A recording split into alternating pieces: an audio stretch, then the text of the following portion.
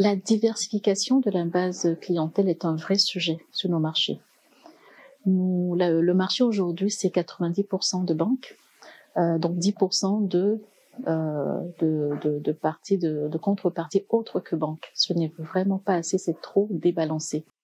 L'objectif ici, c'est de créer de la profondeur de marché, de créer une multiplicité d'investisseurs de façon à créer une abondance de capitaux et de faire participer davantage de citoyens au développement de notre région. Chez Orabank, nous avons mis en place plusieurs stratégies pour le développement de cette base d'investisseurs. On parle de élargir l'offre déjà qu'on met à la disposition des épargnants, les communiquer davantage sur l'accessibilité au marché, les mécanismes d'accès. Nous avons travaillé énormément sur les frais d'accès qui sont très moins chers par rapport à d'autres places financières. Nous avons également travaillé nous travaillons en partenariat avec des fintechs pour créer une plateforme digitale qui soit facile, qui soit conviviale et pratique pour la population que nous savons de plus en plus jeune. Aujourd'hui, nous exhortons les États à travailler sur les aspects fiscaux parce que ces aspects sont des points de décision déterminants dans la prise de décision au niveau des investisseurs quant à venir ou pas, ou investir sur tel pays ou l'autre, ou investir sur telle région ou une autre. En ce qui concerne la clientèle internationale, par exemple, qui est également intéressée à ramener des capitaux sur nos marchés, on doit les rassurer sur l'indice de confiance, rassurer sur les indices de performance de notre zone économique, rassurer sur la stabilité politique, la stabilité économique, rassurer sur les ambitions de développement que nous avons et que nous priorisons pour le bien-être et l'essor du continent. Voilà quelques stratégies que nous avons mis en place au niveau d'Orabank et que le marché également déploie pour qu'ensemble, en tant qu'écosystème, on puisse être vraiment au service du développement et de la réussite de ce marché financier qui nous tient tant à cœur.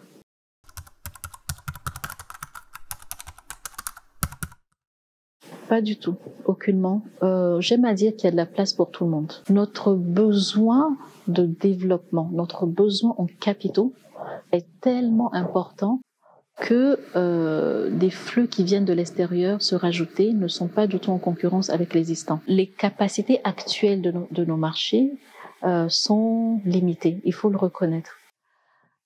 Nous avons un projet de SLECAF, nous avons des projets structurants qui concernent nos aéroports, nos ponts, nos ports.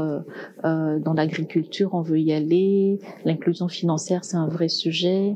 L'immobilier en Afrique, c'est vraiment un moteur de croissance, développement durable. Il y a vraiment un besoin, on a soif de capitaux. Aujourd'hui, on travaille à nous vendre davantage à l'extérieur pour les attirer, ça en créant nous-mêmes notre propre liquidité, une certaine profondeur de marché qui permet à ces gens-là de venir et de pouvoir ressortir de façon aisée, de façon rentable pour eux. Pas une sécurisation des flux, une sécurisation du change, sécurisation un intéressement fiscal et également une industrie financière qui soit suffisamment résiliente dans le temps. Donc ce n'est pas une compétition, c'est un partenariat avant tout.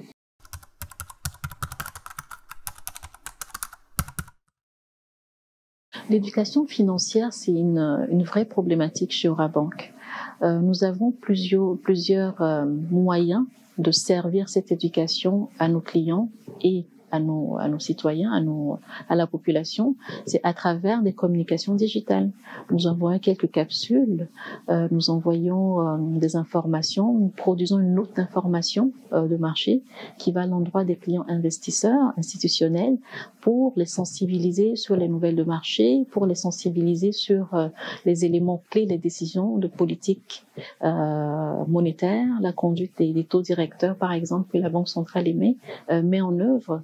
Nous communiquons également sur les produits que nous mettons à la disposition de la clientèle, et ça c'est sur des médias, à la télévision, à la radio, via nos canaux digitaux, pour davantage vulgariser les produits, démystifier ces derniers et les amener vers nous, les amener à s'engager et à souscrire.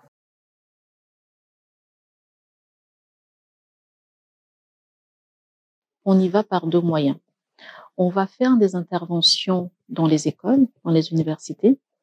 On inscrit également nos staffs dans les programmes de formation pour que le langage qui soit adressé soit précis, soit suffisamment intelligible pour qu'il soit perceptible par le client. Autre chose que nous faisons en agence, nous parlons des fois dans nos langues locales. Nous, sur les affiches publicitaires que nous avons, que les communications que nous adressons à la grande masse, on essaye d'adopter un langage qui soit vraiment du français facile, qui soit des fois dans les langues locales, qui soit proche des traditions locales, qui soit imagé de façon à ce que le client puisse interpréter, comprendre et trouver tout ça facile et accessible.